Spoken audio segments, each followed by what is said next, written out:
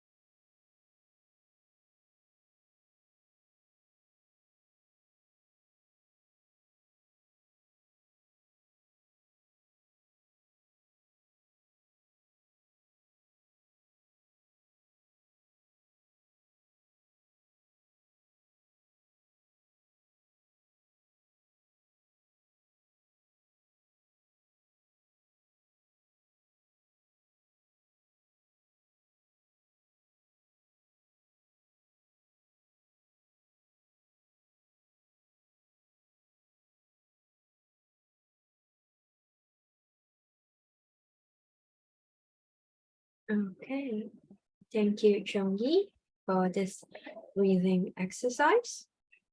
Once again, welcome back, everyone. And up next, we will have our beloved Dr. Michaela again with us to continue with the topic of as yesterday. 接下来呢，我们有请我们的 Dr. Michaela 为我们延续我们昨天的这个题目，题目为处理和治愈创伤性经历的方法。那我们有请 Dr. Michaela. Let's welcome Dr. Michaela for her sharing.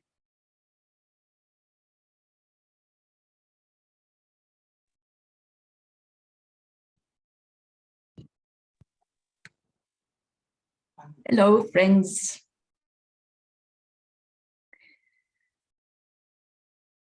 My theme, the theme you gave me, is how to process and how to heal traumatic experience.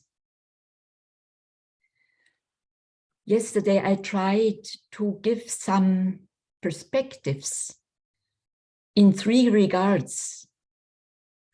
One, how can we understand that humanity is more and more aware about traumatic experience? It is one of the most common discussed themes in all the realms where we have to deal with healing, with education, with social work, with support, and even in many social or relationship situations where are difficulties, then sooner or later one says, yes, this is because of a traumatic experience in biography. And I'm so glad that Rolf is bringing all these biographical aspects, educational aspects, developmental aspects in his contribution, and all the many, many questions, more than 40 you wrote to him, I also was privileged to read. They showed me how relevant this is, how almost all of us who are here gathering even can share or could share their own experiences. So this is one. Why has humanity this awareness today? Or is it specific for our days and was in ancient times not that an issue? So therefore, I tried to give you a very rough overview over humanity's development under one aspect, under the aspect of consciousness development. Consciousness from millennium to millennium is changing. Humanity moves on. Humanity develops in all millenniums different ways to communicate, to do art, architecture, change traditions, and so on. So we are progressing. Humanity is in process of development. And therefore, I also reminded you that we are deficitarian beings because we can optimize. We need to process us. Development, well, it is a fact. And if we ignore it, this will harm us. The most healthiest perspective is if we really improve, if we change for the better, for the more healthier, for the more aware, for the more loving, for the more being honest, and so on, for the more being human. And this potential is in all of us. So I tried yesterday first to bring this, just this awareness. Humanity is facing this traumatic experience today much more because it is in our time specifically an issue, because our I am awareness is in the context of consciousness development in humanity. Our I am awareness is in our time growing, improving. We can even say it is in process. Therefore, we have to discuss what are the needs of the environment and what are my own personal developmental needs. Who am I and why am I here? Do I have to accept everything which comes towards me? How do I need to accept it so that I feel, yeah, that is my life. That is really my destiny I can accept. You know, the destiny is not a blind fate just jumping on us. Destiny is a fact, yes. We cannot escape. It is how it is. My body is how it is. My relatives are how they are. I meet who I meet. That's all facts. But the way I handle my conditions, the way I accept or I refuse, that is absolutely my own. And the more I really say that is my own, the more we develop this I awareness that I am co-creator of my destiny, optimizer of my destiny, optimizer of myself, that I am developing between or within my self-consciousness, self-esteem, and my environment, my destiny. The more I feel the master of this process, the more healthier I am. If the environment is mastering me, I feel as a victim, or at least not free. I feel forced. I feel obliged. I feel on duty. It's not really what I enjoy. And if I say, it's now so famous, America first, you know, or yeah, me first, if I say so, then I'm endangered to become egomanic, egocentric. narcissistic. It's a personality disorder. If everything is circling around you, you can be very smart, very intelligent, but extremely selfish. So that is the other extreme, and then you are imprisoned in your own narcissism, and you cannot really relate and understand and connect in a human way with your environment. So what I tried yesterday was, on the one hand, to show a bit the humanities developmental context we are in, that today our main field of learning is what to do with ourselves, how to cope, how to manage, so that we feel justified on our own feet, but also open and loving and respecting our environment. It's all about what is the human being and its meaning, and why are we so destructive to our planet?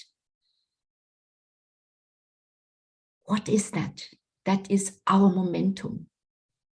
Only humans can save the planet, but they will only do if we understand our humanity well, if we develop a healthy I am fashion, a human I, a human energy to humanize our lives, to heal the planet. So this was one. And the other that I tried to bring up, how many-fold traumatic experiences can be. And that what for one person is already a traumatic experience. For example, a boy in young years, 7, 8, 9 years old, seeing porno, hard porno, can be extremely traumatic. Another child is also coming across and can just push it away. So the way we are sensitive for whatever violence or automatisms or indoctrinations are coming from outside, crossing borders, that is individually different. We are individually sensitive for that. And the third was something very difficult. I tried to show you levels of awareness,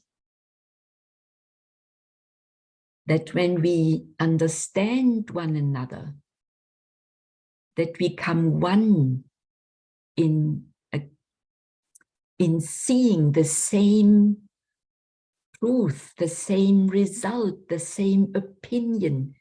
When we really meet and understand one another and something, then we feel like one, although we are different beings. So we can be in total unity and communion in spirit. And this is a crossing borders without any harm. We are not only crossing borders, we say we are one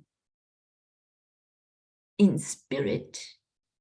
And that is spiritual communion. And then we have this emotional, erotic level, half soul experience, half body experience when we interact sexually. And it's only wonderful if both in their souls say yes to this erotic communion. And if not, it is already the most ugly and horrible violence. Trauma pure. And we have so much sexual and sexuality associated aggressive traumatic experiences from childhood on. And then the pure violence, when we take an instrument or our hand and really try to kill another person or to harm it and make it really wounded. But that the gesture, and that is so difficult, the gesture is the same. And Rudolf Steiner brought this so beautifully and said, as long we do not understand that aggressive activity, killing activity, or verbal violence, aggressive erotic behaviors are human will activities on the wrong place. The will, through healthy, good education, wants to be educated for spiritual communion, for understanding, non-aggressive communication, mediation, diplomatic faculties on the verbal level, so that we, in the physical realm, are able to make peace.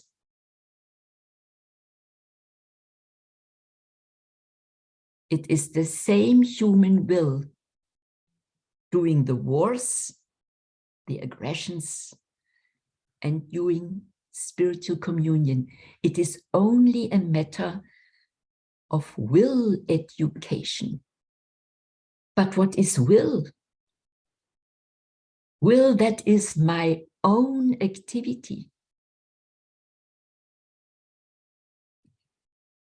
I'm sure most of you will know this booklet. In English, it has the title, Education for the Future.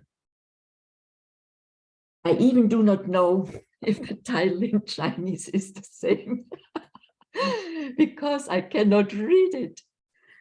And the German title is Nursery, Kindergarten, and School as Location for Healthy Development.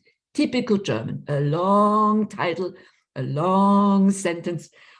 And when the English wanted to translate this, they said, oh, can we not name it Education for the Future? I like that.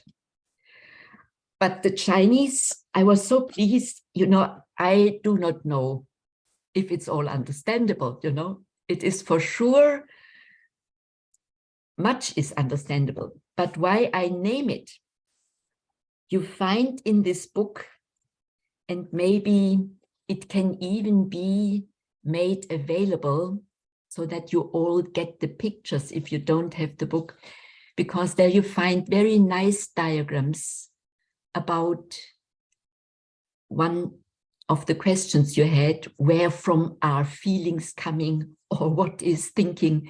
You know, it's all well described that we think with those forces with which our body is living. Rudolf Steiner found out that the forces of growth,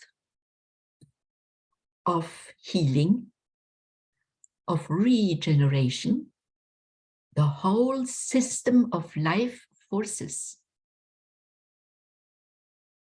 has a double function. On the one hand, to enliven the body, to give us the lifetime between death and birth, and between birth and death. We live in space with our life forces, and this has a beginning and an end. Why? Because this life's energy is a system of all the laws which are life-giving. But these are also the laws which integrate us in the whole course of development of nature. We are living beings, part of nature, eating up other beings, nourishing, breathing, sharing, excreting. We are an open system as living beings. But where from these beautiful laws are coming? We live an eternal life before birth, in the same laws of life, only not imbued with substance, not in conjunction with matter. So we come with beautiful laws of life, of soul, of will, and embody and incorporate. And then we express a living body in matter. Soul reality, feelings, interactions, movement, exchange, encounter, soul activity in matter, through my body. And we can express our own identity. And that is our will, our I force, our I energy. So we come out of an eternal world, build up our individual body, live within our destiny, and when we die, we leave matter and live on and have a new transformation of all our learnings in the spiritual world after death. And you find this all explained and in diagrams so that it might be helpful, because in this 1 hour, I want now to talk more about healing, but we need this background. And I'm sure Rolf also shared with you this becoming of thinking, feeling, willing in course of development, so that this all comes a bit together. Because the question is, and that is what we addressed yesterday as well, that it is finally our destiny which makes us to become a real individual. That it's not the genetic, it's not the environment only, they play an important role, but that the final decision is how I deal with my genetic and my environment. And what I do with it, what I acknowledge, how do I learn from all I experience, what sort of wisdom do I draw out of my experiences, that makes me to become me, and what I have learned and what I am sure about. So this sort of self-teaching, self-learning, self-development, that makes me to become my own character, and also the master of my own, that I'm not directed by authorities, but I'm more and more self-directed. And this background gives me a total other approach when I want to heal trauma, when I want to accompany someone who has had traumatic experience. Because when I have understood trauma, all traumatic experience have one in common, that they separate the person who is experiencing trauma from its own true humanity. Trauma is a cut. It is a crossing borders. It is a wound. Something comes within me, which I must say, this is not me. This is a huge attack. This is evil. This is a counterforce that has nothing to do with my identity. That is the experience. The non-I experience, pure.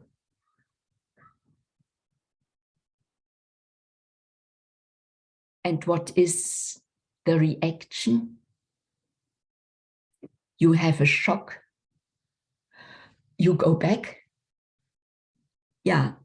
And when you imagine what I said, you incorporate with your super sensible spiritual being and try to form matter and to express through matter, through the senses, through the words, through your body. You know, we communicate visibly, even on screen. We see one another. Something goes through our body out into the world. This gesture of going through and connect with the world, this gesture is, you want to go back, you want to flee, you want to escape. It pulls you out of body. You become a bit pathologically out of body. And that is an experience your brain has to work with. That you separate yourself, that you try to separate yourself from the body and from the environment, that you try to go back to eternity, so to say.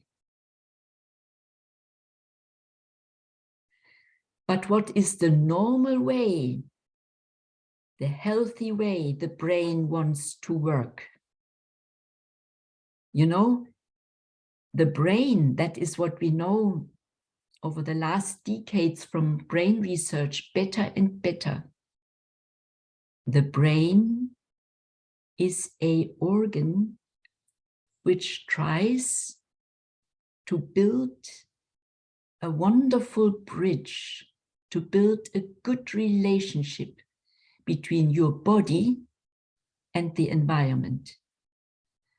One of the most famous books on that field is from Thomas Fuchs, who wrote this international specialist bestseller, The Brain, a Relationship Organ.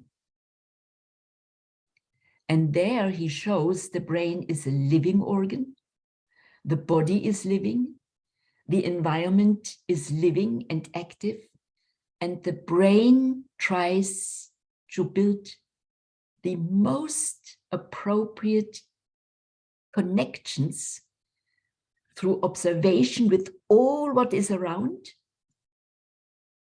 and make the link with all what is within you. Therefore, when you are carefully breathe, for example, the smell of a rose, you can feel the effect in your whole body, not only in your nose or in your brain, the smell area in your brain. You breathe differently, you try again, you feel in more harmony. So your body wants to be in harmony with the environment. It is built up and you learn what brings harmony and what brings not harmony, and that is what I avoid, and that is what I'm looking for. And your brain gets all this via sense perception and thinking, but also connects this experience with your whole body, with your breathing, the way the heartbeat is, with your other organs, kidney, liver, even bones. You stand different, the muscle tension is different if you have a nice experience. It's always a full body experience, but we don't pay attention to it. Only when we observe children, then we see it in all purity. When children are enjoying something, they're jumping. The whole body is joy, not only the heart or the feeling. And something of this child totality experience, that the whole body reacts like a sense organ and is a reactor to the impressions. A bit of that lasts lifelong with us. Therefore, you can understand that when we do, for example, trauma pedagogy, what we do on behalf of the Waldorf movement, that a professional team goes now in the Ukraine or in Israel when there is a conflict, or if there is an earthquake in Haiti, immediately such a team goes there just to look where are abandoned children or children we are invited to work with them, so that we do immediately post-traumatic healing. Because the brain experienced something horrible, separating the body from its environment, trying to separate instead of bringing together. Shocking, the higher layers are going out. And now what is the best help? As soon as possible after such an experience, to teach the brain the opposite. You are safe. I love you.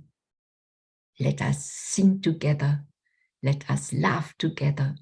Let us play together. Let us paint together. Let us make music together.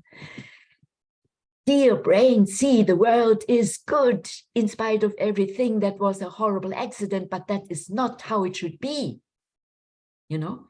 And the brain is taking this, you know, you cannot avoid, you cannot restore a trauma by healing procedures. This is not possible. But you can compensate.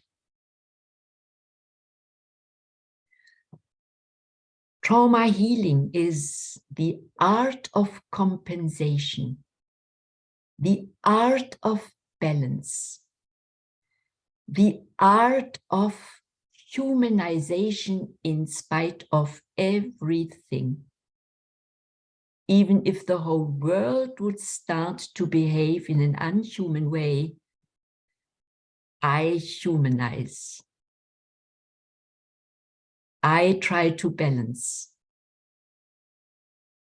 You know that our planet is not yet dead, is due to so many people, due to the majority who is not willing and able to kill the planet. There are so many people, independent of our economic way of life and mainstream politics and so on. There are so many people, grassroots people, who since decades do something different, work for a change. And now where the big crisis is there, all those grassroots initiatives are privileged to contribute to the change, to become models, and even to have the hope that in future we will become mainstream to save the planet. And that is this balancing power of the I. And then you learn from your wound. You wake up for the good because you are experienced what is evil. You know it. No one has to teach this to you. You have it experienced, and therefore you know authentically that is not my path. But due to this experience, I develop empathy for those who have this traumatic experience and not the strength to overcome it out of their own balancing activity. They need help, and I can understand them, and therefore I look for help. If I cannot do it myself, I look for the best help for them, because I know they need compensating activities. And which compensating activities we use in treatment, that can be very different. Art therapy is extremely relevant. Biography work, extremely powerful. To work on the meaning and really how to bring it as a meaningful event in one's biography, so that one knows it's part of my development. I share this with many others. It is an ugly experience, but an important one. And I learn to accept, and it becomes a resource of curiosity, earnestness, knowing about the good and about the evil, and really using my lifetime good. People who never had experienced a traumatic experience, they are endangered to become superficial. To think life is for pleasure. Yeah. But that is the other one-sidedness. Life is both. It is extremely serious and relevant. And we should learn to enjoy life, even if we have not a lot of pleasure. Life as such is beautiful. And then we can top it with pleasure. But we can then also digest pain when we have understood that healthy life is beautiful, is bringing us in harmony with the life of our planet, with all good spirits, and to experience this, to live and to let live, and to be together and to be by one's own. It is such an enormous experience, the experience of life. Therefore, Rudolf Steiner wanted so much that the children, when they come out of this spiritual world, out of this world of harmony, the world of meaning, when they then enter by birth into childhood, that first they experience this harmony goes on. The world is good where I'm now. Therefore, the most harmful traumatic experience are those in childhood, of course. Because there, the traumatic experience goes deep into the way the body is built up. The later the trauma comes, the better we can cope. But when we are not yet able for coping, for conscious working with, and so on, when we only full body experience what we experience as children do, then it is the most harmful. And therefore, Rudolf Steiner said, we need to do everything as adults to make the children experience the world is good, because then they develop the best resiliency for life, the best possibility to cope with the not good, because they know the good is a force, and I've experienced, I'm sure, I'm convinced, and this is not how it should be. This clear inner security and understanding, life is good. that helps, that is the most powerful experience to make us resilient and immune competent for life.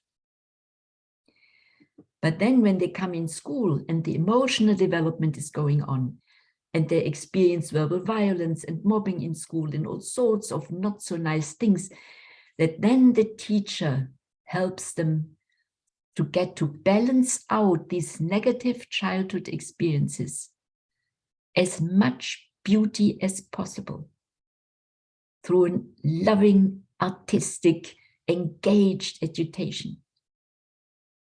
Yeah. Even if a child comes out of a very difficult home where violence is almost every day there, or at least the fear it could come. And then you have a couple of hours in school where the teacher is loving this child and showing him, you know, we make here something beautiful, and you know, life finally is beautiful. You experience this here, and we do interesting things together, and we learn and we engage. Yeah, that is compensation. And in the last, after puberty time, we need good companions who help us to learn to cope. Where are good strategies? Where are good tools? So that when we then leave as grown up and adults, the school environment, that we then have self-trust, a love and empathy for the world with all its pain and joy, and coping strategies to digest in a healthy way life experiences in all its colors. Then we let resilient adults into the world. So that is really the ideal of education, but it's also the ideal for any trauma therapy. And this is, of course, individually different in the different ages, in the different life situations, with the different destinies. But the strategy is always the same. First, I try to find out, is this trauma really physically deep rooted because it was very early, so that this person needs constantly to look for a certain balance strategy. And if this is an adult, then we talk about meditation, yeah, or about a certain artistic activity which gives every day, you know, if you have a deep trauma which leads you towards fear, towards a depressive attitude, towards bonding problems that you cannot really relate to other people, disturbances in relationship that immediately if someone becomes more deeper, intimate, friendly with you, this mixture of fear comes up again and you cannot really respond properly.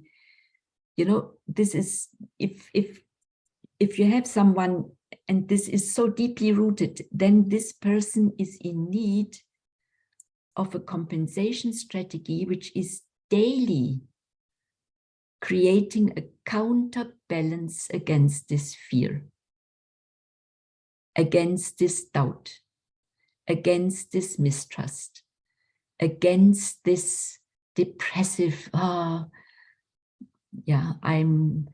not able, and the world is so overwhelming and ugly and so on. These moods, because you re-traumatize yourself permanently with sort of things. And when this comes again and again, these fixed patterns because of this negative experience, then to be aware whenever that comes, you imagine a counter picture. you do a counteraction. You remember one of your best life experiences and say, this is also me. And you really build up a world which is healthy within your soul. You let grow in your soul a healthy refugium, a healthy little space, an inner space which is untouchable by these negative experiences. And a good treatment lets grow this inner soul space in which you collect all your balancing activities, showing you, I am not my trauma, but I have a trauma. But I have also many, many, many other experiences. And it is good that I have my trauma, because therefore I understand other people so much better. And trauma opened my eyes for the seriosity of life, and that every person counts who really is humanizing. And it shows me that we are incomplete beings, and therefore errors and horrible things can happen. It is a condition for autonomy and freedom that I'm allowed to make faults, to do the wrong, and then to learn out of that. So the general therapeutic attitude is to find the right balancing tools according to the age, according to the situation, so that the brain learns the opposite of trauma again and again and again and again and again, until you feel almost balanced. And then you can stop, or you just go on and let improve your humanity, that it becomes stronger and stronger. I know people who have successfully worked with their traumatic experience, and they become highly engaged social workers, healers, teachers. You find even among really good people, if you know them personally, you find post-traumatic people. For many, it is a call to help others. I also know many drug-addicted, former drug-addicted people, when they got clean and experienced how beautiful the life can be after, when you know who you are and when you have a perspective and that you have not forget yourself using drugs, then they want to help others to get rid of drugs. So that is a bit in short, because I want now to leave really time for your questions so that we can go more specific, that you have an idea about why trauma is so common, why it is meaningful in context of your personal development, why it is strengthening your I am capacity and your will when you learn to cope and when you learn to balance, and when you overcome your role as a victim and become your own master. Yeah, now I'm happy to listen to you and maybe to respond into all the leftovers we can still focus now. And I will, as you asked me, stay when we have closed. Yeah. Yes, thank you, Dr. Michaela. So now we will be having our Q&A session. So anyone who has a question that you would like to raise, please type it down in the chat box so we can translate it to Dr. Michaela. 谢谢我们米开拉医生 Dr. 米开拉的分享。如果现在各位与会者有任何的问题的话，可以打在聊天室里面，那我们会翻译给老师。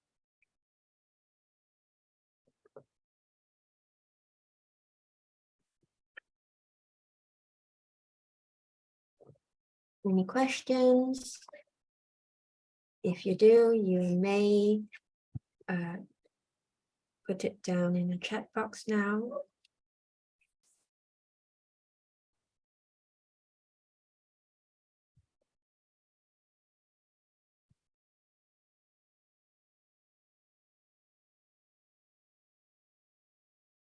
Any questions?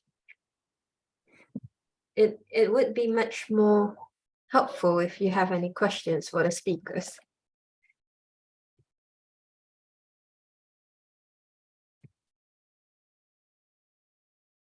Okay, there is one.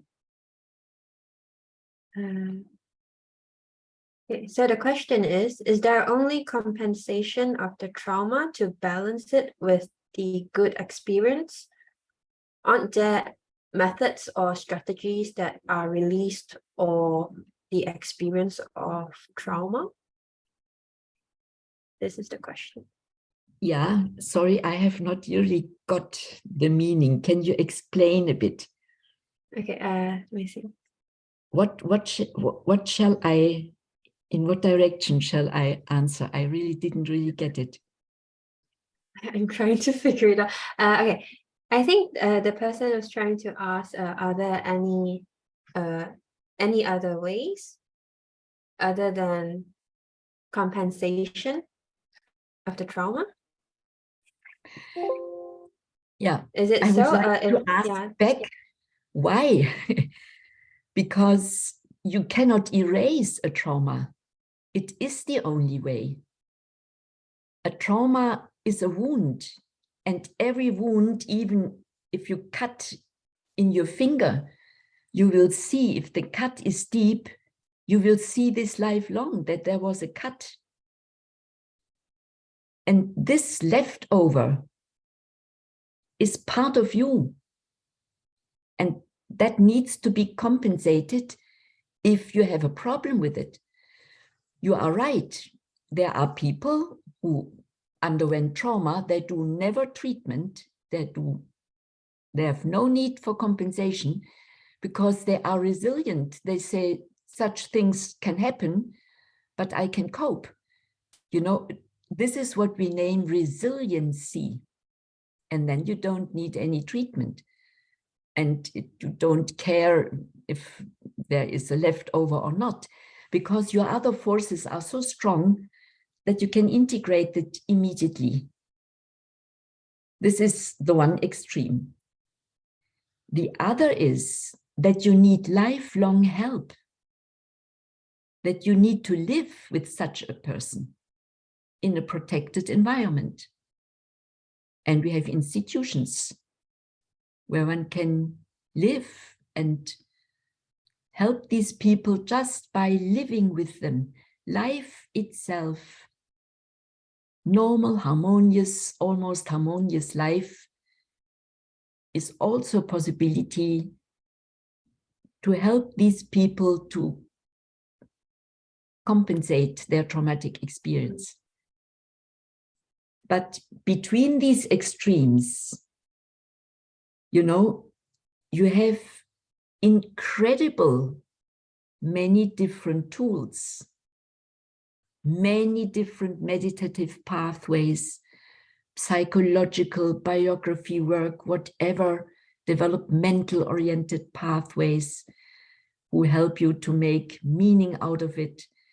And then all what I mentioned, you know, I mentioned also these things, but you know, I know many different therapeutic orientations, but what they all have in common is that they compensate, that they try to give the traumatized person a tool how to cope, how to compensate that experience. You have either no need, or you cannot cope, then you need constant support, or you want to learn to cope, and then you do whatever strategy and healing process. But when you then learn this, then you develop compensation faculty. Coping is compensation. If you can cope with something, then you can compensate your inability not to cope.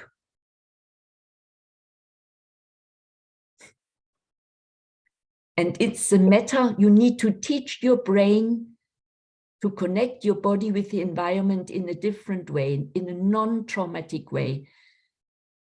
Yeah. And then your faculty to connect positively is growing, so that the traumatic experience which did separate you from your environment becomes smaller and less important. And then that means you can compensate, or you did something to balance this. I hope it's now better to understand. Thank you for asking. Yes, thank you, Doctor, for the explanation. And here's another question. That you did say that the trauma is necessary, and if it is necessary, doesn't that make people hurt or suffer? You know, if you say trauma is necessary, I would say no. Yeah, I said the opposite. The evil is not in the world in order that we do it, so it is not necessary. But if it occurs, we need to make up for the good. If it occurs, we need to draw wisdom from it. If it occurs, if suffer is there, we have to learn from it in order to overcome it, to redeem it, and to heal it. But this does not mean we should make people suffer. You know, this would be total unhuman. But it is also total unhuman when you say suffering should not be. Because then you blame all people who suffered. You take the meaning of suffering out. You know what is the meaning of suffering? Suffering is pain. Pain sharpens your consciousness. Pain wakes you up. Pain is the precondition of wisdom. But the threshold where pain is still healthy and where pain becomes unhealthy, evil, traumatic, that threshold is individually different.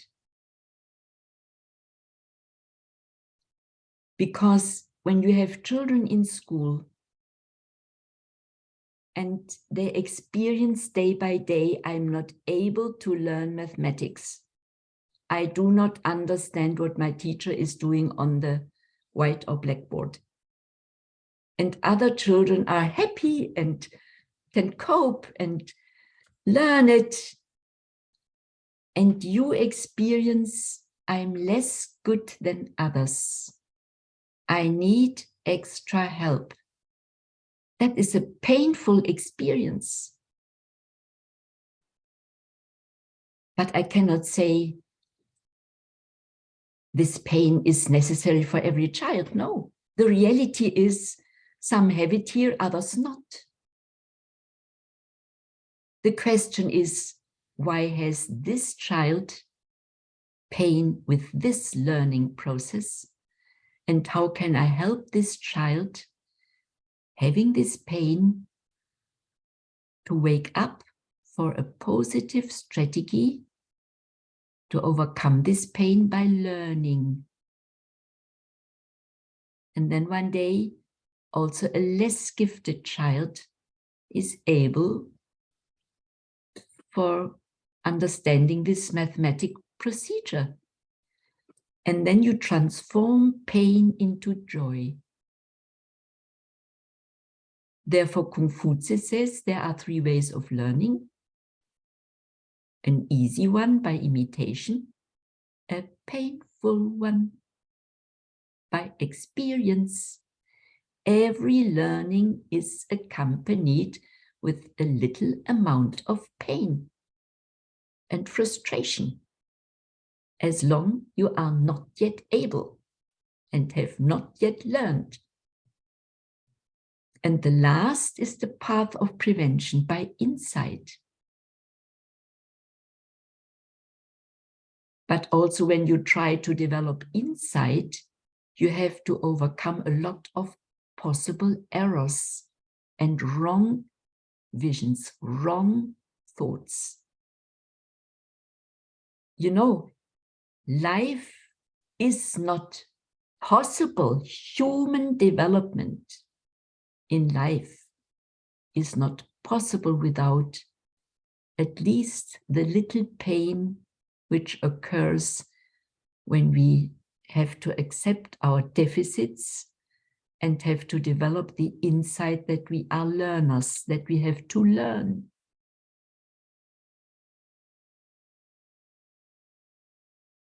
I hope it's a very, very sensitive and difficult question. But I learned the amount of pain which is in individual biographies experienced is individual. And everyone has his own pain and his own joy. But a healthy life coping strategy is when I draw wisdom out of my pain and learn through this for my whole life and my journey as a human being.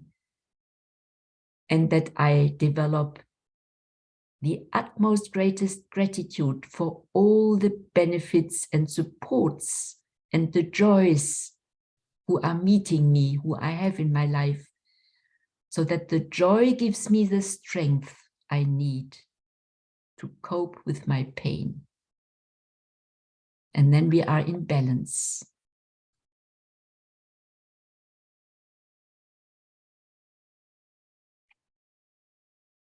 Thank you, Dr. Michaela, for the answer. So we have next question from the floor. Can a traumatic experience reincarnate healing capabilities?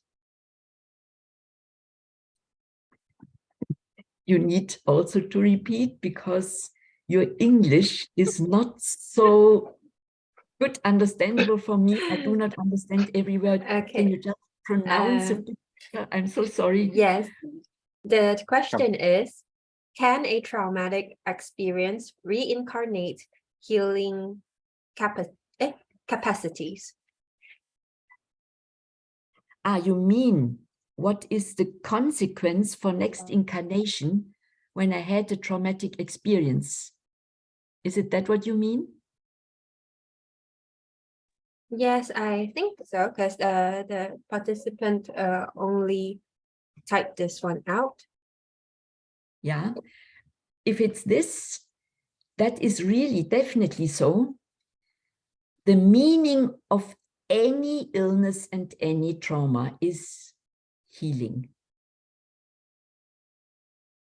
When we had a trauma and we need to work with it in order to become healthy and balanced again and identified with us, then we learn how to heal this sort of trauma.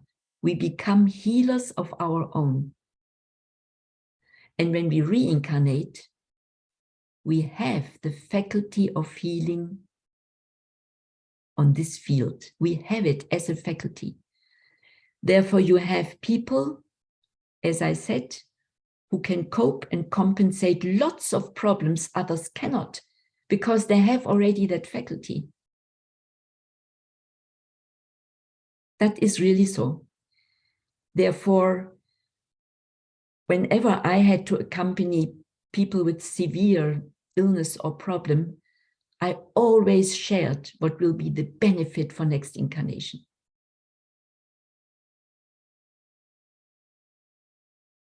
Okay. If they asked, of course. Yeah. Yes, thank you, Doctor. And now we have another question. The participant asked he heard from both from Rolf and you that mentioning of meditation in their sharing in both of your sharings. And what does spiritual science explain about this practice in relation to reclaiming our humanity as emphasized in anthroposophy? Yeah, that is a huge question, and you find quite a lot in regard and answer in this book. And it's, of course, individual. You know, the verse you read at the end can also be taken as a meditation, because these words are extremely meaningful. There are other meditations who are shorter. And for example, there is one, I need to see if I can get it in English so fast.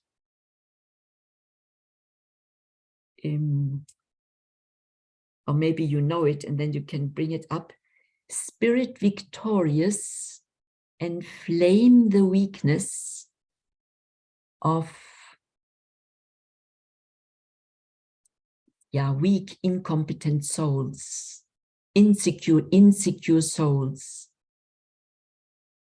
Burn out the egoism, enflame compassion, that selflessness, the life stream of humanity, can hold sway towards my spiritual rebirth. Help me for my spiritual rebirth. This is a verse I came across as a youngster already, when I was 16 years about. And it became a companion of my life, because I realized selflessness, that is the virtue of life itself. That is this faculty to live and to let live. That we are all giving and taking and sharing, and you know, that is life. This sort of balance between one creature and the rest of the environment, so that all can live by giving and taking. And that the word selflessness is so beautiful. It starts with a strong self, and then with the power of seeing also something else. You can drop yourself and bring the needs of other people total in front without losing you. Selflessness is not self-losingness. Selflessness is the power to combine a strong self with the needs of the environment. It's a beautiful topic. And this could be another basic orientation. You know, meditation is to connect with your invisible guidance. And your invisible guidance is approachable either through thoughts, that you have thoughts about values. For example, in the Christian context, we have the value truth for our thinking, love for our feeling, autonomy for our will. These are leading stars for thinking development, feeling development, will development. And if you meditate these thoughts every day and don't forget them in difficult situations, you are accompanied. You know, when you are in a difficult situation, then you can immediately ask yourself, how can I understand this? How can I cope with this situation in such a way, for example, if someone is blaming you or whatever, that I learn through this coping to become more empathic, more loving. You know, you can go out of a problem and after you is even more tension. You give the door a last bang when you go out. Yeah. Or you can immediately try to create conditions that through this pain and conflict, learning can come about, more understanding can come about. It makes you creative to look for other solutions. When you live another value. And the same with autonomy. How do I need to behave that others are not followers of me, but feel free to take their own path? For example, my employees in the medical section, they all had a free choice how they want to work, on what hours the day. Some did come early, others came late. We had home office long before the pandemic for all those who needed home office. 1 or 2 days. Because one needs to look that service becomes a free deed and is in balance with my life. But without such an ideal, yeah, then you think he's an employee, he has to follow my instructions. No, he is a human being and has not to follow my instructions. How do I need to behave that this person wants to be employed in not only in order to earn money, this is of course an issue, but because we do here something fruitful together and help one another also in our development. It's just another attitude, but for this you need a companion teaching you. You need to sharpen your conscience. And this has all to do with meditation. We connect with an invisible guidance. And if we hold this connection and care for this connection by prayer, by meditation, by memorizing, by good customs, I memorize 3 times a day, what are my values? Am I still the one who promised this to oneself? Then you constantly make your spiritual person, which directs your material person, more aware, more strong. And we name this in the Christian religion to work for the second birth. You give an eternal identity, an idealistic, thinkable identity. My humanity is striving for truth, love, and autonomy, for example. You give birth to your new spiritual identity. And this second birth, which is your work, out of spirit, you give birth to your higher identity that leads you through life and is a good friend of your lower identity with all the physical and earthly needs of money, of whatever. Yeah. But if you have not this higher self as a companion of your lower self, then you have lots and lots of compensation and self-healing strategies not because this is the most powerful resource of healing, to have such a companion, a second self, a higher self, which is not material, but you can think it, you can feel it, and you can do it. You know, it is a full human being, although it is not material. And in Anthroposophy, Rudolf Steiner is naming this the second self we can learn to connect with and to follow. So the names are not making it. In all spiritual traditions, one might use different names, but the fact is always the same. The more we connect with our true human being and our higher mission of becoming, the more human we can develop, the more good and creative we can do, and we will not lose consciousness when we die. We will stay awake because we live already during life in a spiritual world, and then we can live on after death.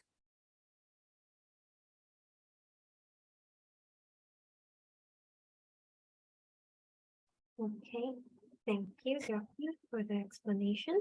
And up next, we have another question. Okay, so the question is, can one tell if there is emotional trauma left unattended or suppressed? If it's not attended, how does this trauma shows up as an illness later on in life?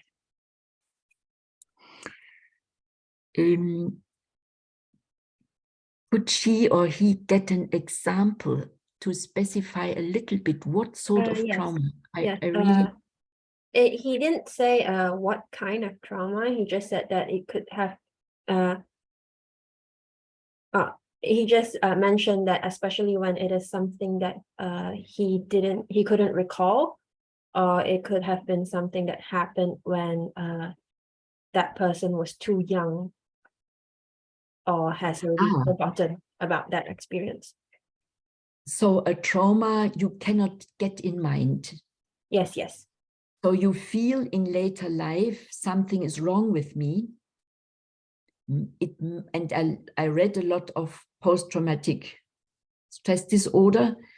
You know, today, most of the so-called psychic or psychological disorders are in our time discussed in the context of post-traumatic problems. And that is what also Rudolf Steiner said. The so-called psychiatric disorders are the result of an environment with which this person couldn't cope. So for him, it was clear this is all traumatically based. The environment with its influences was overwhelming. This person could not really find his or her own inner strength in this sort of environment.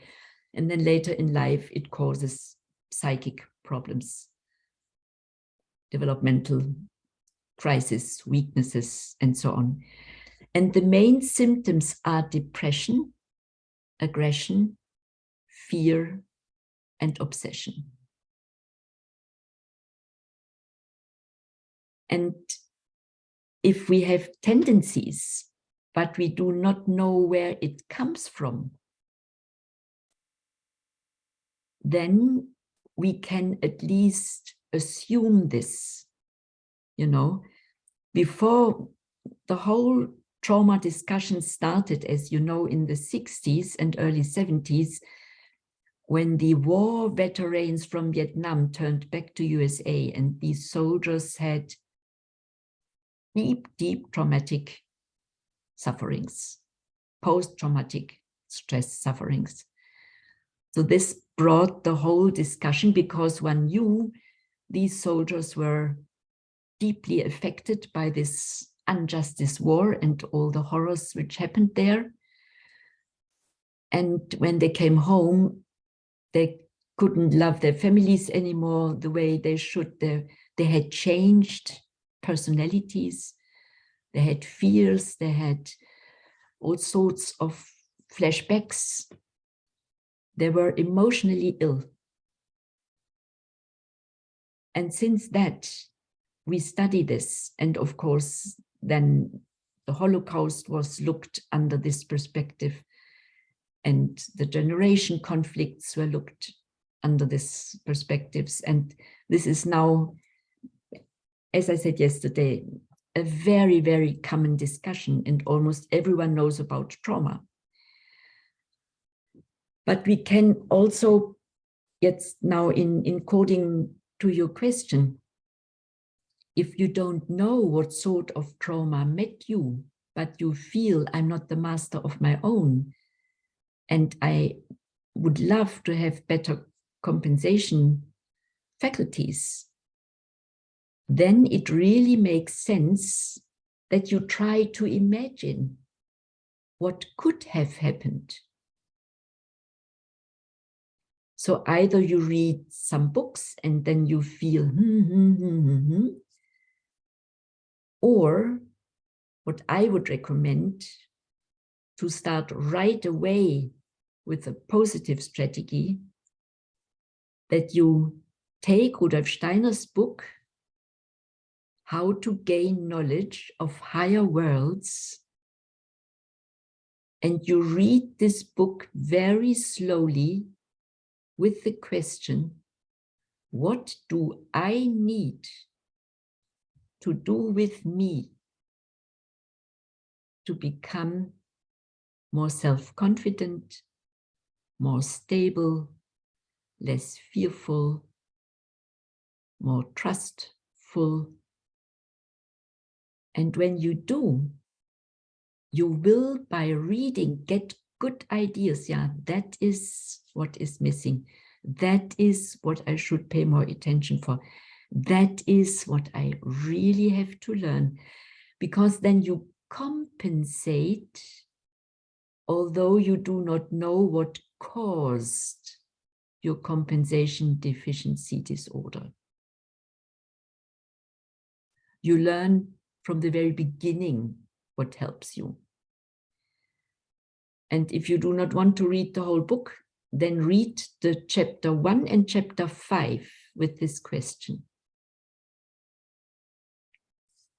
And I'm sure it will help you. But you can also do biography work, take a good therapist and look at this and go the therapeutic path with a therapist companion. But you know, I like your question also out of that reason. All of us, when we look back in our past incarnations, have in some of these incarnations experienced undigestible horror, or a problem, or a killing, yeah, or we violenced others without realizing what we are doing, just in a rage.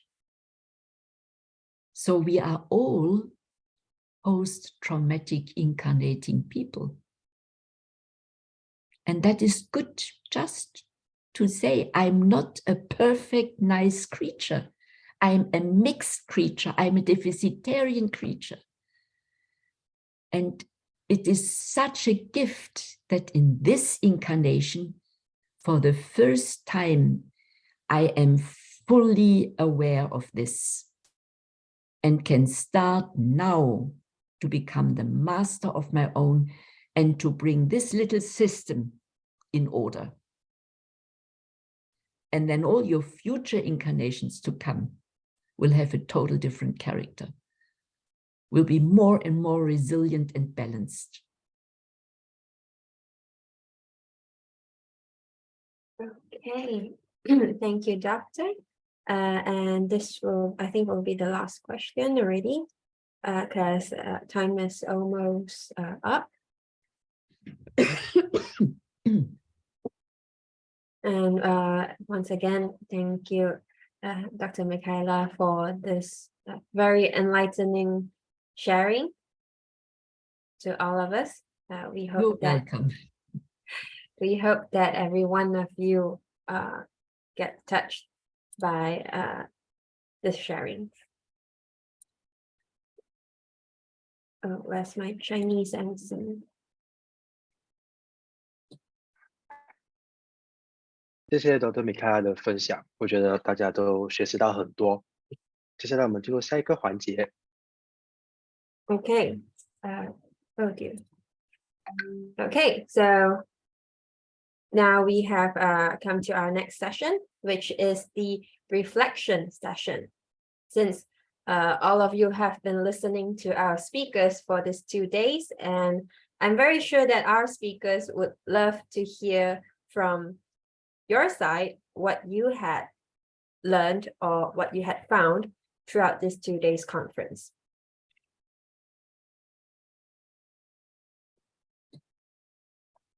And okay, so now for as we had said addressed earlier, whoever who wants to share their insights, please raise your hand so we can unmute you to start your sharing. And keep in mind that every one of you only have 2 minutes. And once time is up, us MCs will mute you and move on to the next one. Iris, you will do the exercise Chi-Ying suggested, yeah? Oh, yes. Sorry, my mistake. Okay, yes, we do have an exercise. Before we start the reflection part, let me just go up. Okay, so we do a small exercise to just settle down for a bit, because we understand that the sharing was maybe a bit too overwhelming for most of us. So let's just sit comfortably, and we invite you to place your attention to your heart area. And you can have your hands at the center of your chest if you want to, and you may also close your eyes and take a few deep breaths. And just find a rhythm that you are comfortable with. And imagine the breath flowing in and out through your heart area. And as you continue breathing, we invite you to make a gentle attempt to experience the feeling arose from your experience today. How was your experience? And what resonates in you? And what echoes in you?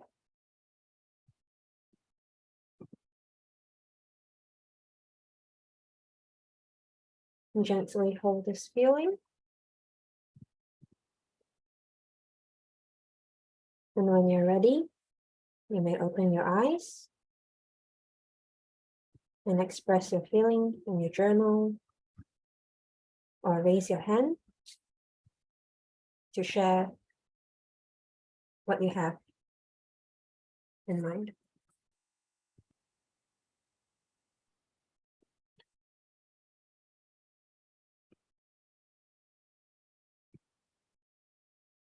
So anyone would like to take this opportunity to do a simple reflections of this 2 day study? Please raise your hand. Yep, Working we have team one is here. also welcome to do so. Okay, we have one here. Okay, 来，王义斌，你需要解除你的那个 ，OK， 可以了。来，王一丁，你可以开始讲哦。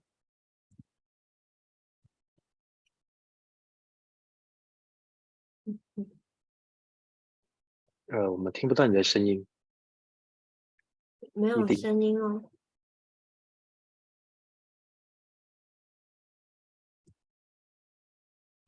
没有听到。对，听不到啊。是你的设备没有麦克风吗？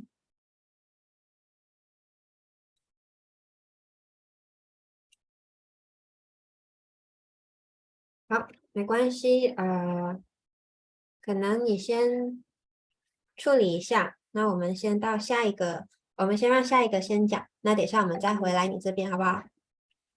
好好，好，那谢谢你哦。那我们有下一个。Now we have it seems like the participant have a bit of a problem with the mic. So we move on to the next one first and we will come back to her later. And up next we have Yu Tong.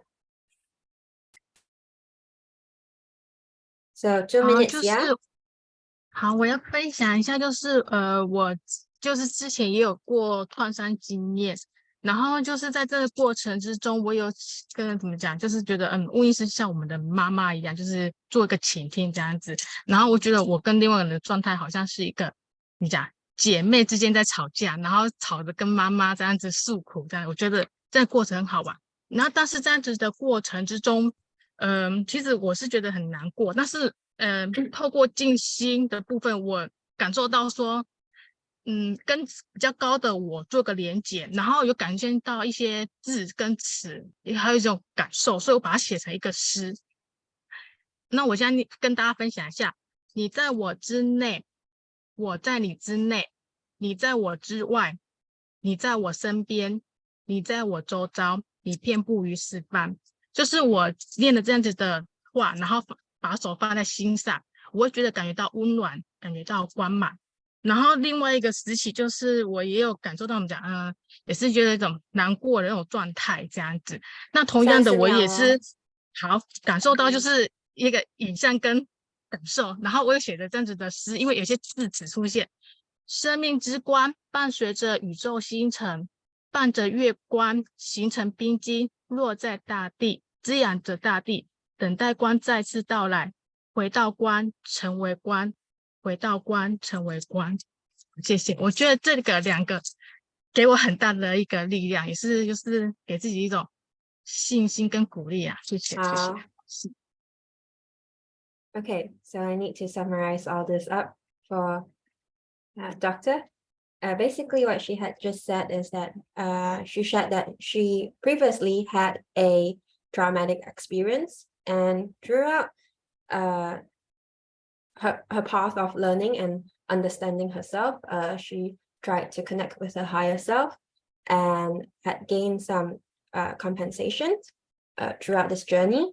And she had also made 2 very beautiful 诗英文叫什么 Poem.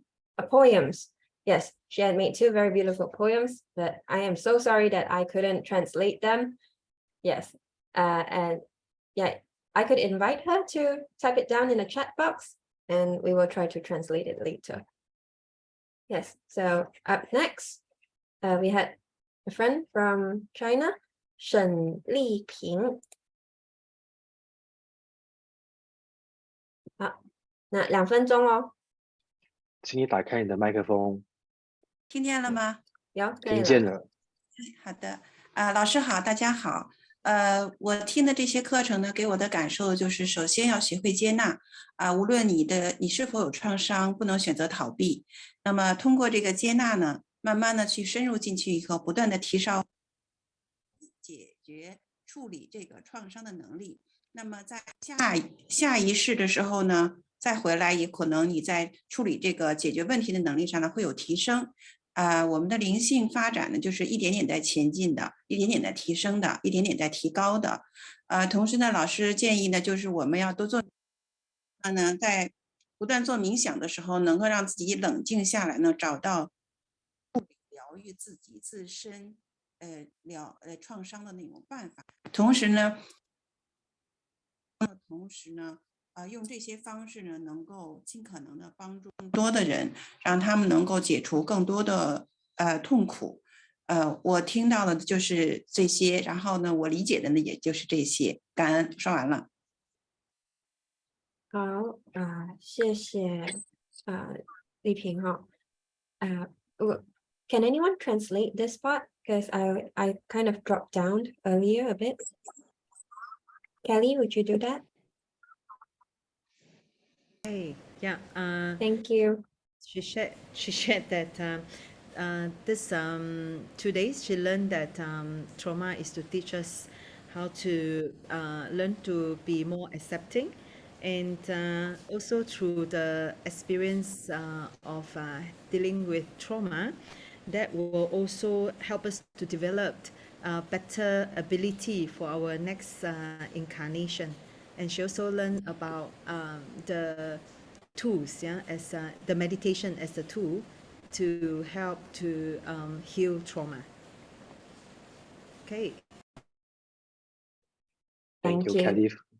Thank you, Kelly, for the translation. Next, we'll have a member from Indonesia, Cecil.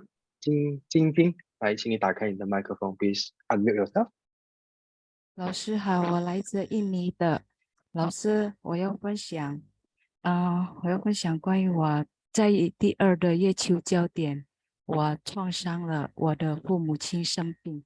当那时的时候，我就把这个事情发生了，就往那种接受的方式去接受，然后去慢慢的走一步又一步，然后往那种灵性的方面跟师父去学习。到了第3个月球焦点，遇见了温老师，就学习了这个人智医学。从那边我看到了我自己，我改变了我自己，我看到更广了。然后我学习的，我要分享给我的朋友，我得到了很多。在这里我很感谢所有老师们的教导，滋养了我。谢谢老师。Okay, thank you, Cecile, for your sharing. So basically what Cecile had said was during her she had experienced a trauma during her second moon node, and both of her parents felt ill, and but during that part of the time she started to accept and try to understand more on why this happened. And during her third moon node, she had a chance to meet Dr. Joanne. To meet Dr. Joanne and learned about Anthroposophy. And from that onwards, she started to understand more about the higher self and her own. And this really got her through those experiences and gave her warmth. And she was very thankful to all of the teachers and speakers that made all this possible today. Yes. Yep, thank you. So the next one will be Jane Kong from Malaysia. So 2 minutes for you, so you can unmute yourself.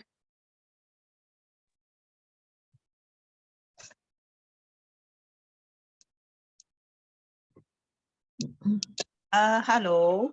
Yeah, hello. Can you hear me? Yes, we can hear you. We can hear you. 2 minutes, yeah, Jane.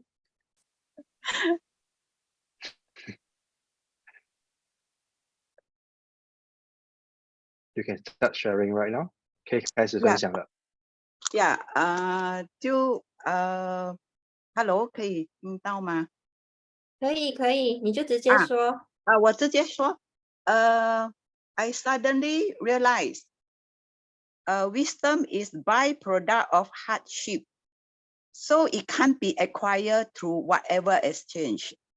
So we can't use money to buy, or we ask somebody to do it for us.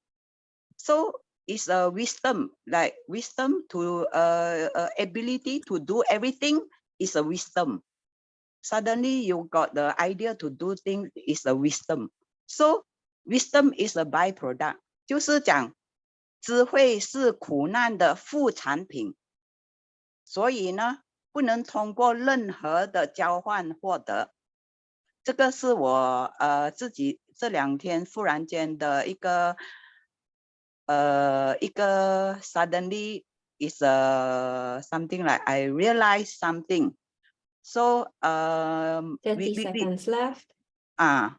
So it's we have to go through all these to get the we call it wisdom, the ability. We have to go through all this. So when we face something hardship, this is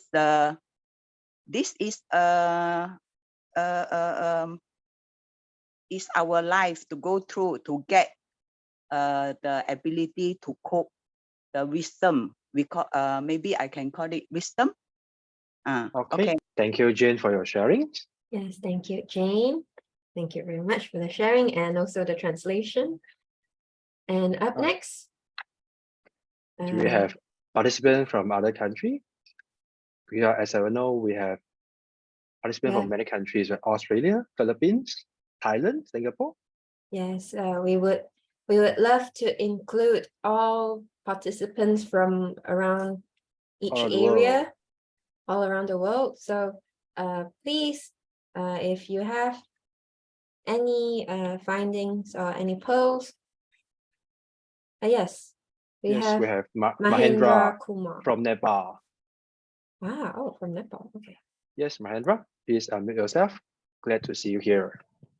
Yeah, I don't have good internet access. Cool, it's okay. You can start It's okay. sharing. And also I don't have electricity. Yeah, so I'm just using my power bank. So I cannot show you my face. It's yeah, and then only the thing that I harvested is that just I want to share my school life. Yeah, in my school when I was up to grade 5, it was okay for me, but after that I was puzzled at my school. Like there was 7 subjects in our school after grade 5, and only there was Nepali language, and the rest all are like English, social science, math, and mainstream science, English too, and geography. But except Nepali, all the books were in English, and it is not allowed to speak Nepali, even being a Nepali in our country. Yeah, and then my Nepali was very weak. Sorry, Mahendra, we are doing a reflection stuff, so your time is running out. So what is your reflection for these 2 days class? Yeah. Just so, and then now for me is like after I got the Anthroposophy and this conference, for me is like I think like a real medicine that is working through me, because here for me is like also being a biodynamic farmer. I always used to heal the soil and then to meditate the soil to grow the good food that we can have. And then that is how that nowadays I used to make people know that how total dreckig ist. Warum also benutzen wir es trotzdem noch? Es macht wieder sorry, time is up. Yes, okay, time then is yeah, up. please, yeah. Yes, but thank you for your sharing. Yeah. Okay, we thank you, Mahendra from Nepal. And do we have anyone up next? Maybe friends from Singapore or Australia, Thailand? Because time is running short. So please. Last 2? It would be really nice if you guys can. Oh, okay. From Malaysia. Okay. 文丽。好，大家好，我来分享一下我这2天的学习哈。我学习到的就是说，当我们遇到创伤的时候，我们可以告诉自己大脑，我们是安全的、快乐、美好的。我们可以去做一些冥想啊、艺术，回想生命中美好的世界。其实我们生命中还有很多的美好事物，然后我们的脑部可以寻找这个对抗的力量，然后创伤可以强化我们的意志，这是我这2天的学习。好，谢谢大家。Thank you, Wenli, for your straightforward sharing. Yes, but what Wenli had basically said is, throughout these 2 days, this one idea had stuck in her mind very strong, is that when we encounter a trauma, what we can do is try to compensate it with tools. Perhaps it is meditation, perhaps it is something nice, but we try to compensate it with something very beautiful to remind us that life is beautiful and this planet is beautiful. Okay, thank you, Wenli, for your sharing. And next, we have Zoe Lim. Will be our last participant to share today. Yes. Please unmute yourself, Zoe.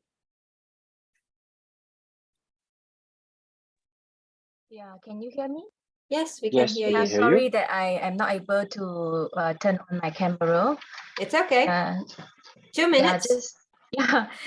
these few days, 2 days conference, actually, I learned that I realized that I have another school to attend, which is the School of Life.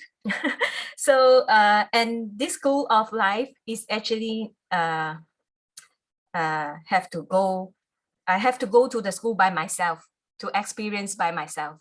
So thank you all the teachers and all of you. Thank you. Oh, straightforward.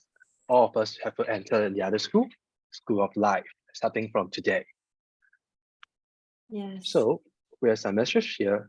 So it's from Josephine Yu. Thank you to both doctors, Kongsi team, and all participants to make this 2 days possible.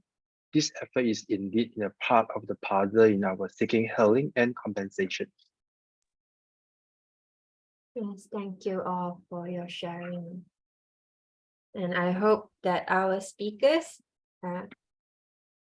also could get some feedbacks. Yeah, and now we will move on to our next session. Okay. 1 second, let me share my screen. Okay.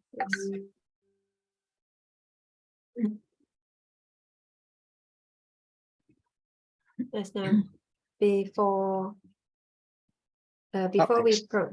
we proceed to that, we would like to take some time to just show appreciation to all of our speakers and our interpreters and our 翻译 working 们 team. 还有我们的工作人员们展示，就是表达谢意。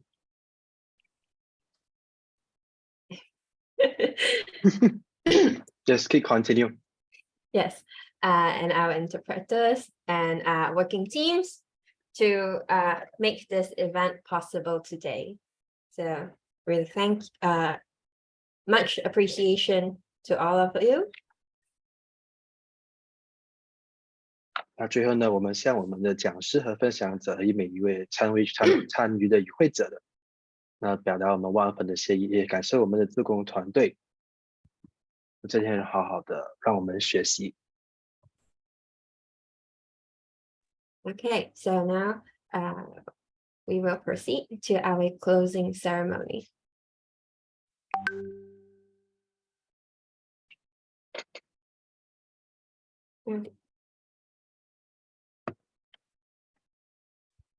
Okay, so up next, 你先翻。那我们今天呢，就经过我们今晚的闭幕仪式了。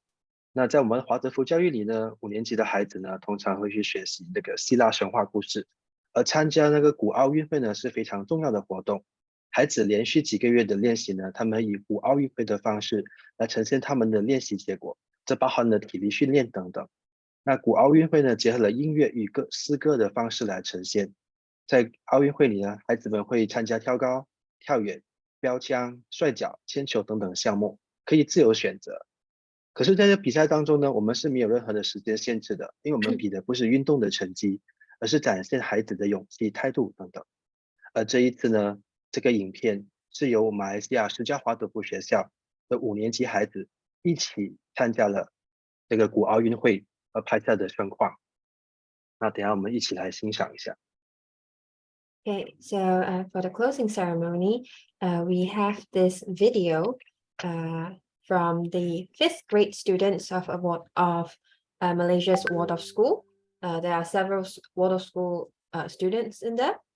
And when the 5th grade students have reached the high point of childhood, competing in this annual celebration of 5th grade grace, skill, and determination, and the height of their strength and stamina after months of practice. The students culminated their study of ancient Greece with an ancient Olympic ceremony that combined music and poetry with athletic events. So basically, we have a sprint, we have the long jumps and all that. And this event where high jump, long jump, the javelin throw, and the disc throw, wrestling, and even racing, they experience that it is not how fast or how far or how superior your results are athletically, but how you look, behave, and perform while achieving excellent results. One of the key aspects to the game is that nothing is measured or timed. Without the pressure to compete, every child is free to participate to their full potential, regardless of ability. So now we will enjoy this short video of children playing in this Olympic game. Kenzie.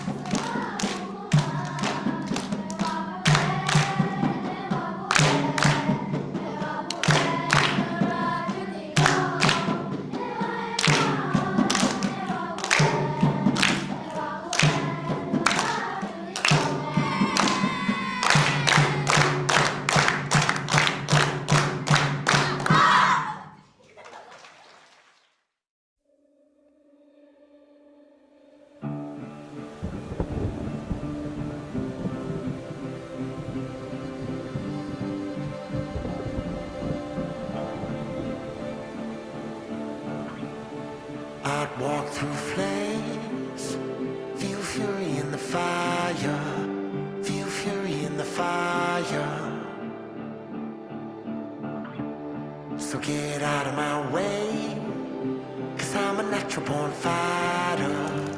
I'm a natural born fighter. Are many on the earth, and the greatest of these is man. There is nothing beyond his power. His subtlety neaten all change, ordained conqueror. Power to him who upholdeth his country's laws, and the justice of heaven.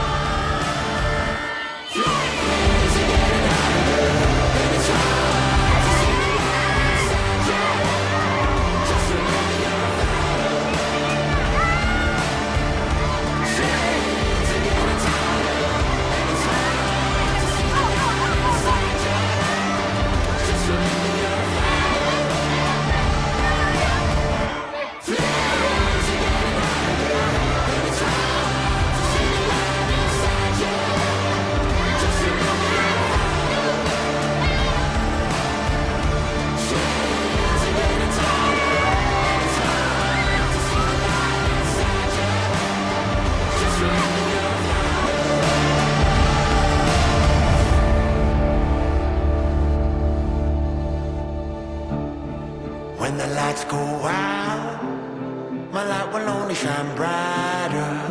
My light will only shine brighter.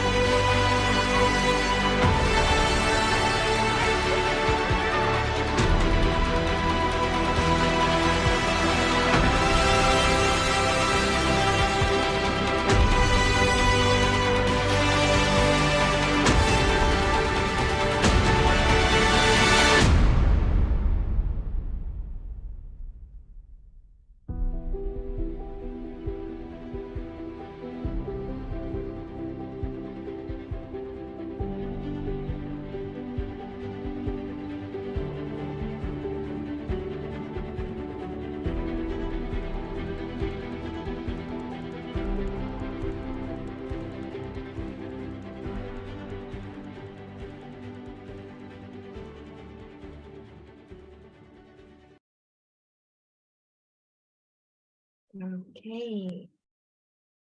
Thank you. Thank you for those, for the parents who made this video possible today. It is very, the video is very so alive. It's like I am literally in there watching the children's running around. Yes. And then we hope that you all felt how joyful the children's are and how lively they are and how happy they are. 所以这是很棒的演示体验，那我们可以看到，大家可以感受到孩子在里面的成长和参与，能文能武，所以教育对于我们来讲是非常非常重要的一环。所以在我们创伤疗愈的时候，让我们孩子有一个适合的教育，对以后可以走到发展的更好，对，更好。Yes, and as both of our speakers had addressed that education is really the key to help children and adults to overcome their traumas, to find the beauty in this world, to relearn again how beautiful this place is and how beautiful the community is. Okay, so once again, thank you for the person who made this video, who is actually a Waldorf parent. And up next, we will have some small announcements of our future activities and some directories that you guys can look up to or search so to get more infos on further readings or maybe further courses that you would like to join. 接下来呢，我们的一些小小的公告。那我们的未来动向呢，我们会在各国的未来动向呢，我们会先收集，然后再用电邮的方式发给大家。那刚才我们的老师有说的好几本书的书单，我们也是会以电邮的方式把那些书的名字发给大家。Yes, and we do have some reading materials and that our speakers had mentioned earlier, and we will compile those. So don't worry that if you miss out what the books' names are or where to find them, because we will compile that and send out via email to all of you so that you can keep that record. Okay, and so here are some few groups, Telegram groups that you can join to keep track on Kongsi Academy's future activities or future courses that they will be having, because I noticed that there are some going on and some will be coming soon. So if you would like to know more or understand more on what they are doing, or you would like to join their courses or events, you may scan this QR code and it will direct you into the Telegram group they are in. 那接下来呢，我们有这个Kongsi Academy生命教育学院的二维码。那你们可以扫描这个二维码，那就可以知道我们的这个教育学院的动向。那有什么课程呢？我们会开办的，有什么讲座，都会在这个 Telegram 的小组里面更新给大家。那我们现在倒数5秒钟，我去下一张图。Okay, so we count up to 5 4 for you to screenshot. to scan. Oh yeah. Okay. You can screenshot it first if you find it too difficult, or you can go to the chat box. Our volunteers will have the links up there. You can directly click them.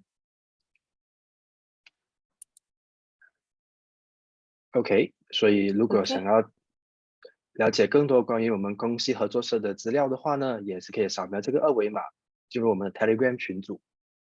And this QR code is for the Kongsi Co-op, which is a much more bigger group that you will have other events of what Kongsi Co-op is doing, or what are the projects they are doing now, so you can follow up over there.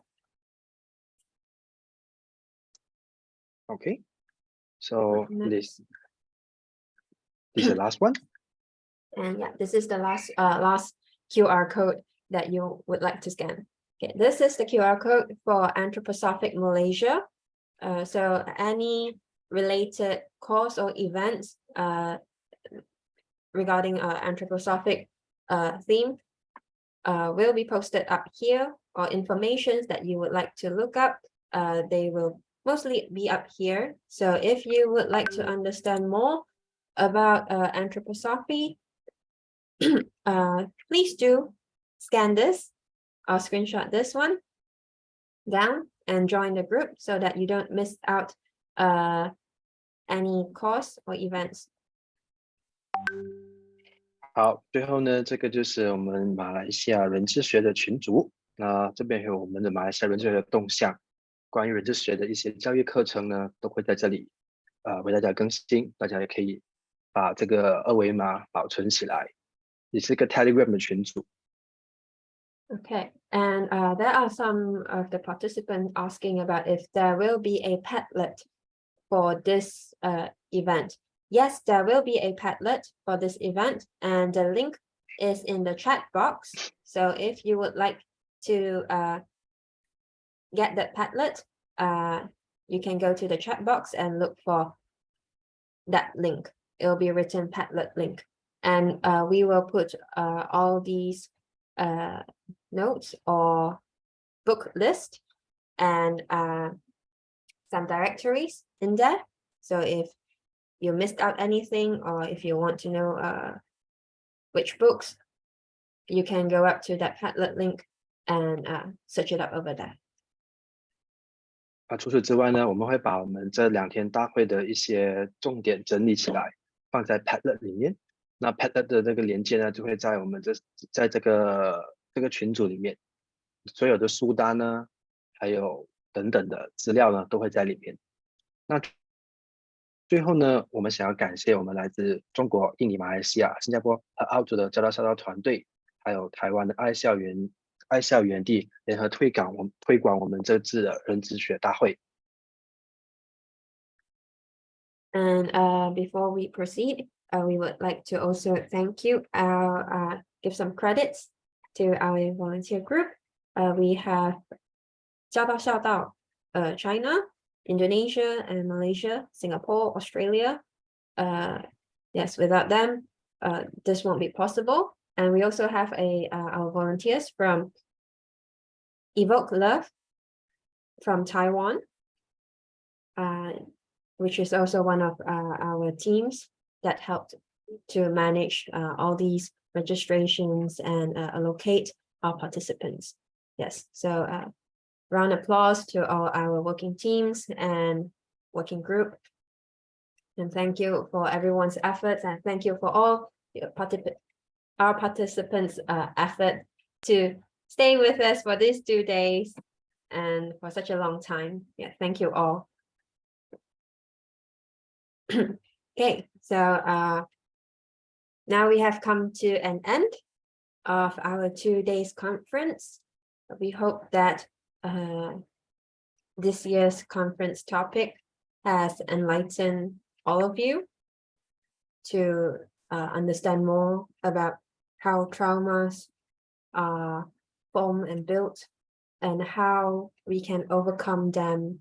And the most important thing is that to understand that we actually have the tool to overcome our traumas. Yes. 那我们的大会来到尾声了，那我很感谢大家的参与，在这2天里面，我们学习到很多关于创伤与疗愈。那这个世界上除了自己以外，没有人可以疗愈你的创伤，也只有自己最清楚知道自己发生了什么事情。所有答案呢，都在我们自己身上。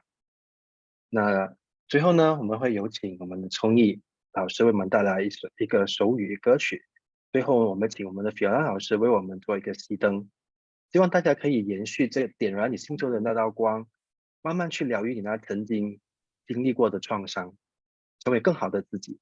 那在熄灯过后呢，请大家安静的离开这个会议室。我们下次再见。只有自己呢，才能疗愈自己的创伤，因为只有你自己才会知道。祝福你们每一个人的创伤都可以自我疗愈。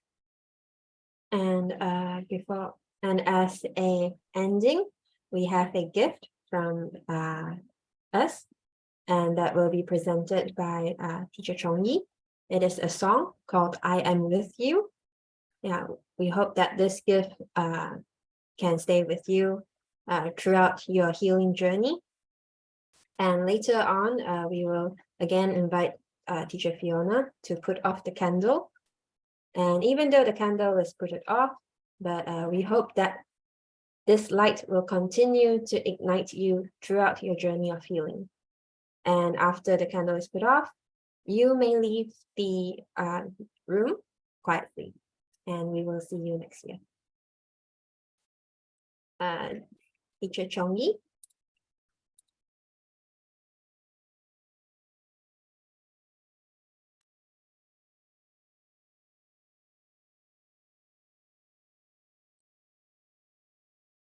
You need to unmute yourself. Yeah. Okay. Let me look for you. Okay.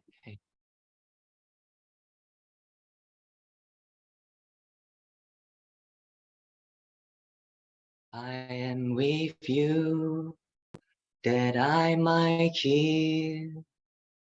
You are with me that you might heal. We are together that we might heal. We are healing that we might love. I am with you that I might heal. You are with me that you might heal. We are together that we might heal. We are healing that we might love. I am with you that I might heal. You are with me that you might heal.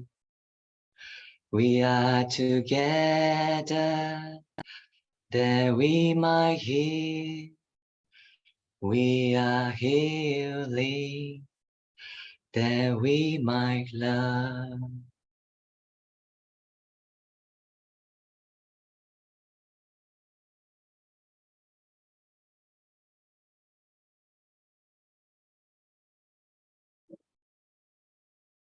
Thank you, Teacher Chong Yi. And now we invite Teacher Fiona to help put out the candle.